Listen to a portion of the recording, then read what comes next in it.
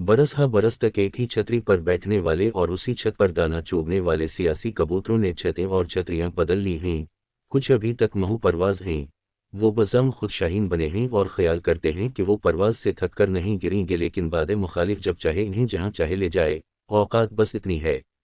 2018 के इंतखाबात से कबल चलो चलो तहरीक इंसाफ चलो देखने में आया। मुस्लिम लीग नून और पीपल्स पार्टी की सर्जरी के बाद तीसरी कुव्वत मारस वजूद में आई। अब खुद इसका सीज़ेरियन हो चुका है और एक नई जमात नहीं दो ने जन्म लिया है। एक की वलदीद के खाने में जहांगीर तरीन जबकि दूसरी तरफ परवेज खटक का नाम लिखा है। कभी मुल्क में दो बड़ी सियासी जमातें हवा करती थीं, 2 से हुई 3, अब 3 से 5 हो चुकी हैं। इस इलेक्शन में किस किस का तिया पांचा होता है, जल्द वाज़ेह हो जाएगा। 3 से 5 एकड़ के खेल में अब अलीकट एबलस की कमी का सामना है। 345 का हाउस पूरा करने के लिए 5 सियासी जमातों को कौमी असेंबली के लिए 1725 उम्मीदवार दरकार हैं। कहने को तो 17,000 उम्मीदवार असेंबली में आने की ख्वाहिश रखते हैं, लेकिन ज़्यादा ऐसे हैं जिन्हें शायद उनके अहल खाना भी वोट ना दें। बस जीत को यकीनी बनाने वालों की तलाश हर सियासी जमात को है। वो जो कहते थे हमारी नफरी पूरी है, इन्होंने भी सिर्फ पहली किस्त जारी की है और बाकी आइंदा पर डाला है या टाला है। सीट एडजस्टमेंट में भी मुश्किलात का सामना है। एक ही खानदान के सबसे ज़्यादा अफराद की तरफ से इलेक्शन लड़ने का एजाज़ मुस्लिम लीग नून के हिस्से में आ रहा है। नवाज शरीफ शहबाज शरीफ भाइयां दी जोड़ी के अलावा मरियम सफदर, कैप्टन सफदर, हमजा शहबाज, मियां जावेद लतीफ़, आबिद शीर अली मुस्लिम लीग नून का टूटनक हैं। जुनेद सफदर की टिकट का ऐलान हो जाता तो उसे कम उम्र तरीन उम्मीदवार बराए कौमी असेंबली का एजाज़ हासिल हो सकता था। खानदान की बी टीम के उम्मीदवारान के नाम भी सामने आ चुके हैं। इनमें काबिल ज़िक्र ख्वाजा आसिफ, मुसर्रत ख्वाजा आसिफ, खुर्रम दस्तगीर, अता अल्लाह तारर, मरियम औरंगज़ेब, ताहिरा औरंगज़ेब, माइज़ा हमीद, बेगम सरताज अजीज़, शाइस्ता परवेज़ मुल्क, अली परवेज़ मुल्क, तहमीना दौलताना हैं। इन 18 शख्सियात के बारे में वसूख से कहा जा सकता है कि अगर खुदा नखास्ता कल मुस्लिम लीग नून पर फिर कड़ा वक्त आया तो ये सब मुस्लिम लीग का असासा साबित होंगे। 107 अफराद के नामों में और भी कई नाम हैं जिन्होंने पार्टी के साथ वफा की है। कौम की तकदीर बदलने वाली टीम यही है। मंसूबे का ऐलान बाद अज इंतखाबात होगा। हाउस ऑफ मॉडल टाउन जो अब हाउस ऑफ रायबरेली है, यहाँ से 7 अफराद इलेक्शन में हिस्सा ले रहे हैं, जबकि कई और घरानों में भी 2-2 टिकट दिए गए हैं। जारी बर दिसंबर 20 के एक कौमी रोजनामे के सफ़ा आखिर पर एक इश्तिहार शाये हवा है। ये इश्तिहार एक अहम आइनी इदारे की तरफ से शाये किया गया है, जिसमें एक साहब की नाहल और मुद्दत नाहल के हवाले से इस फैसले के आइंदा इंतखाबात में असर पर गौर के लिए इन साहब को अपना जामा जवाब जुमा कराने के लिए इत्तला दी गई है। मज़कूरा अपीलों और दीगर मुकदमात को एक साथ रुकनी बेंच 2 जनवरी 2024 को समाअत करेगा।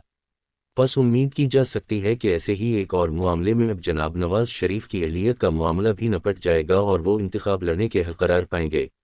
नून लीग के बाज़ अकाबिरीन दावा करते नजर आते हैं कि सियासी भौंचाल का रुख उनके हक़ में है।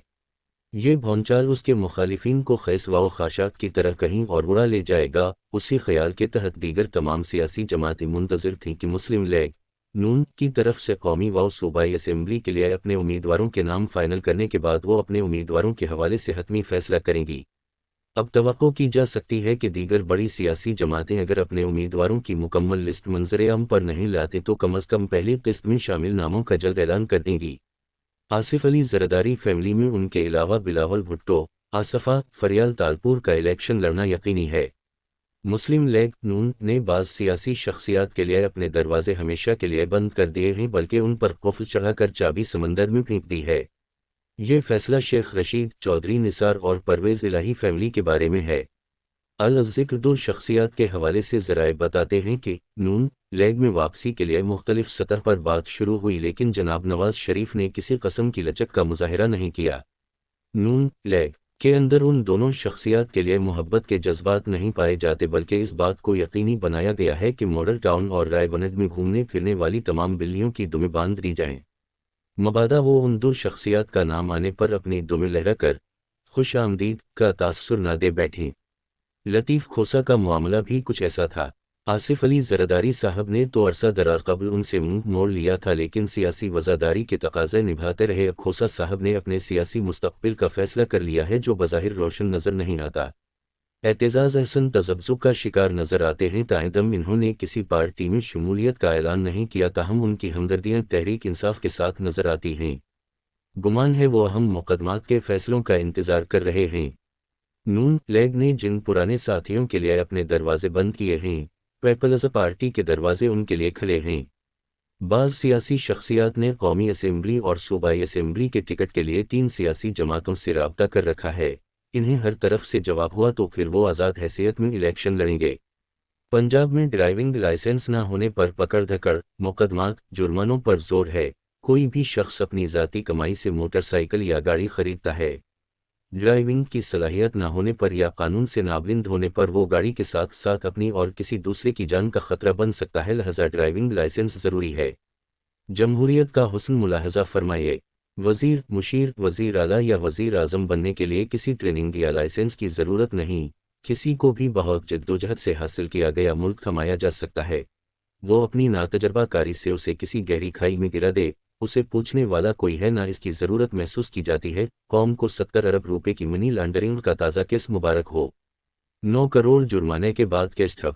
پورے ملک میں الیکشن کا خرچ -42 ارب روپے ہے۔